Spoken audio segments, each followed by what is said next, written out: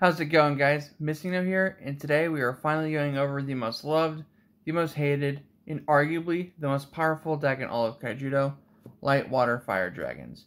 Previously on the channel, we profiled Light, Water, Fire, Dark, and don't get me wrong, that deck is great. Gives you access to Umbra, Mesmerize, Terror Pit, Bone Blaze, Shade Blaze. All these are fantastic cards. But you cannot deny the fact that Light, Water, Fire Dragons themselves made far more of an impact on the game. They had more wins, they were far more consistent, and to even wrap up the game's life, at the 2014 Kaijudo Open event, a tournament where you had access to every single card in the game, Light, Water, Fire Dragons not only took up 3 of the top 8 deck spots, but it also won the entire event, which is crazy to think when you realize that over half of this deck came out in set 6 or before, and that just shows the crazy power level of the game at the halfway point of its life. But what makes this deck so good? We start things off with 3 copies of Lux. Lux is a 2 for 1500 bird that reduces the mana cost of all of your dragons by 1. This ability stacks, so the more birds that you have in play, the cheaper it is to summon all of your dragons. But to make this card even better, they added the second ability that if one of your dragons were to be banished, you can banish Lux in its place. So if they want to target your Andromeda with a Terror Pit, you can send the Lux and you get to keep the Andromeda. This effect is super good, and it's crazy to think that this is just the first card in the deck. It partners up very well with your 3 copies of Nyx. Nyx is a 3 for 1000 bird that has the same ability to reduce the mana cost of all of your dragons by 1, and on top of that, it also lets you draw a card every single time you play a dragon. So, let's say you have 2 copies of Nyx and a Lux on your board. Now, all of your dragons cost 3 less mana to play. You get to draw 2 cards as soon as you play the dragon because of the double Nyx effect, and you also have protection from that dragon dying due to your ability of Lux. These 3 cards just leading off the deck are already absolutely amazing and just kind of shows you what you're building up for and how explosive and powerful this deck is going to be. Next, we're playing 2 copies of Keeper of Laws. I feel this card is very good at 2 and 3 isn't entirely necessary, but you could if you really wanted to. While you control Keeper of Laws and another creature, this card cannot be the target of your opponent's spells or abilities. That being said, it is still affected by things like Stormspark Blast, Cassiopeia Starborn, and Absolute Darkness because those cards do not target. In addition to that, whenever your opponent activates a spell card, you get to draw a card due to the effect of Keeper of Laws. So if they want to try and boost with Sprout, that's cool, they can get more mana, but you get to draw a card. If they're going to try and Terror Pit or Bloom Blaze, whatever's next to your Keeper of Laws because they can't target it, you lose a card, but then you get to draw a card. So it kind of balances itself out and really makes your opponent have to think about how they're going to use their spells effectively to not give you too much advantage with trying to put the game into their favor. A lot of times it doesn't work out very well for them. Next, I'm opting to play 2 copies of Crystal Memory. While looking at other deck lists, I saw that this card was cut by a lot of people, and I can't really bring myself to do that. I might just be blinded by nostalgia for this card, but I just really like Crystal Memory. I think it's really cool that this card will just let you search your deck for whatever piece you need whenever you need it. And I feel that Dragons is kind of a toolboxy deck, and I feel this is a perfect card for that deck. In addition to that, since you're getting to look through your deck, you also get to see what cards are missing and kind of figure out what are in your shields. And this provides a lot of advantage to you if you know how to play around what you got. You of course have to play your 3 copies of Piercing Judgement. This is the best spell in the game, and you cannot convince me otherwise. I will not believe you. For 4 mana, you get to bounce a thing and tap a thing. That's already really good. Only 4 mana to handle 2 cards your opponent controls, that's fantastic. But to make it even better, they made it a Shield Blast, which means there's a good chunk of times that this card will be activating for free while your opponent's trying to swing for game. And it will just save you. But like I mentioned, it also taps a thing, which combos extremely well with your 3 copies of Herald of Infernus. Now let's discuss this card for a second. This is the first dragon of the deck, which means you get to play it for cheaper because of all your birds. You get the bonuses of drawing if you have Nyx, and you get protection for it if you have the Lux. So what does Herald do? If Herald wins any battle, you can play any non-evolution dragon from your hand for free. Be it Andromeda, Cassiopeia Starborn, Infernus the Awakened. I don't know why you would, but you could even drop an Issel for free. This card demands all of the respect the second it comes onto the field, because if your opponent does something wrong and leaves himself open for an attack from an Infernus onto one of their creatures, a lot of bad things are going to be happening if that attack goes through and you win that battle. It's just this card absolutely warped the game when it came out, and this card is so absolutely good. Next, I'm playing one copy of Hyperspeed Dragon. This card is only okay. It provides fast attack to your other armored dragons while it's in the field, and there's only like a few niche scenarios where this is really handy. The biggest one is if you play Hyperspeed Dragon first, and then you follow it up later with the Herald. Herald can just start swinging onto stuff and dropping big dragons. But this card is arguably one of the most cuttable cards in the deck. So you can either take it or leave it. I might cut it in the future, but I'm not entirely sure just yet. Next, we play one copy of Bottle of Wishes. If you're familiar with my channel and you've seen my other deck profiles, you know I like playing Bottle of Wishes at 2 because we follow a quirky little house balance that me and my friends threw together, and we like playing Bottle at 2.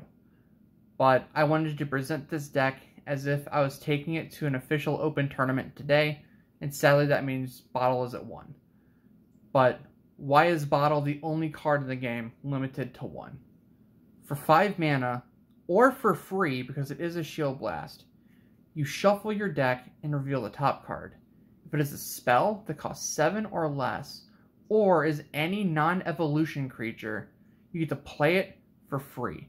And there is no end to the amount of stories you'll hear from people of, yeah, I lost the game because I attacked into their shield and they got a free Andromeda or something like that. This card is so absolutely good, and the fact that we had this card at 3 for a while, quite a while actually, is just absolutely insane. This card is so good. Speaking of good cards, you of course have to play your 3 copies of Lyra the Blazing Sun. Lyra is already a staple in most of the decks that I show on this channel, because it's the perfect card. It's 6 for 6,000, double breaker, and when Lyra enters the battle zone, you can tap an enemy creature, and that creature does not untap at the beginning of your opponent's next turn. It's super, super good. It always has been. But Lyra is even better in this deck because it is a dragon, therefore it can be reduced by the birds. It will allow you to draw some cards. You have the Nyx, and it has protection with the Lux. This card is great, and even more so in dragons. And this tap effect pairs very well with the Herald of Infernus as a follow-up play, because you can play Infernus, next turn, drop a Lyra, tap a thing, Infernus Crash, drop an Andromeda or something. It is such a good card in this deck, and I mean, it's just a good card in general, let's be real. We're also playing 2 copies of General Funbar. Again, you could probably play 3 of this, but I feel that 2 is just fine. 6 for 4,000, when it enters the battle zone, you bounce something, and then every time one of your creatures attacks, you get to draw a card. You're already drawing a lot with your Nyx, but now you get to draw even more once you've already established a board. And that's super, super good. So, General Funbar, absolute must for the deck. I can't imagine playing the deck without it. Your next level 6 that you play is 3 copies of War Chief Kyo. One way your opponent can get around your Herald of Infernus effect is to just not attack you at all. They just start building up a giant board, and they just want to try and overwhelm you and just like break all your shields at once and hope that they go for a game.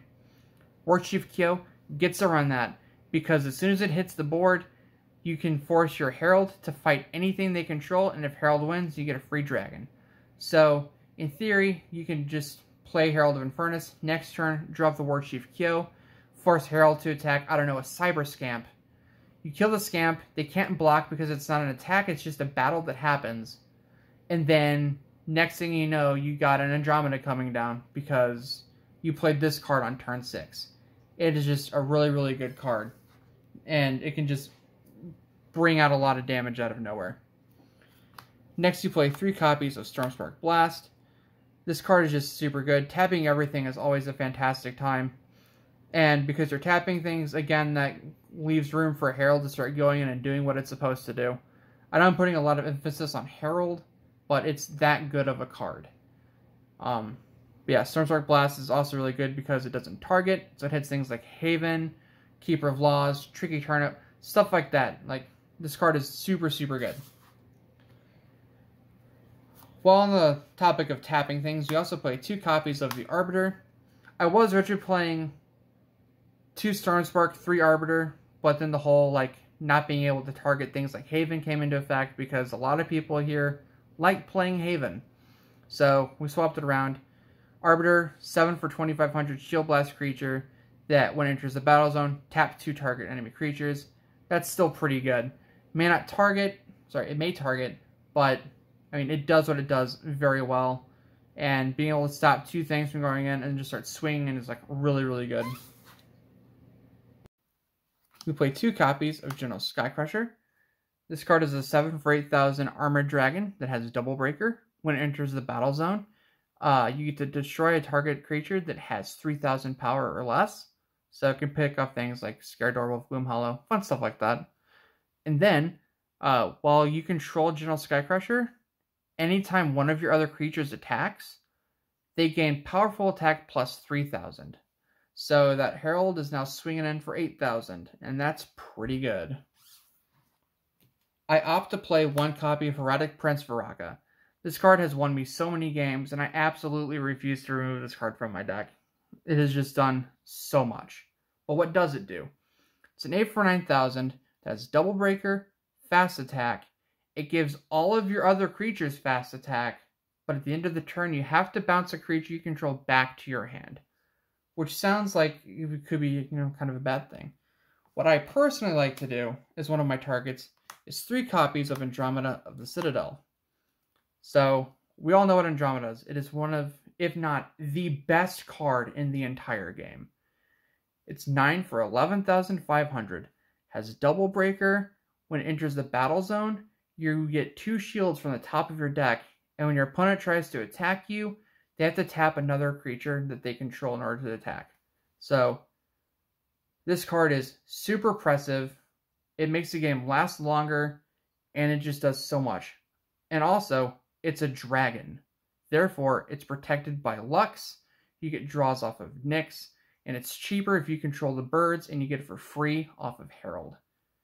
This card is already a massive threat in every deck that plays it, but the fact that you can play it at discarded even more power because it is a dragon is absolutely insane. This card is fantastic, and this is basically the main reason why this deck does so much for the game. I'm playing 2 copies of Infernus the Awakened.